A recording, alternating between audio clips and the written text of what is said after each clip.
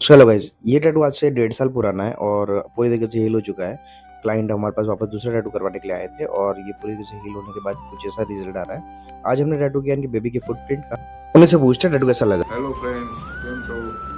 હું અત્યારે કપિલ ટેટુ સ્ટુડિયોમાં બેઠો છું અને મેં ઘણા બધા ટેટુ અહીંયા કરાવેલા છે અને એકદમ કપિલભાઈ છે, એકદમ મજાના માણસ છે અને એમનો નેચર બી સારો છે અને બહુ મસ્ત ટેટુ બનાવે છે.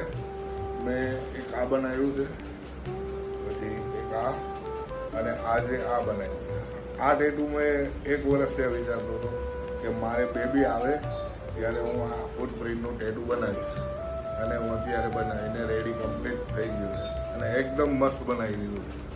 તો આવો અને કપિલભાઈને મળો.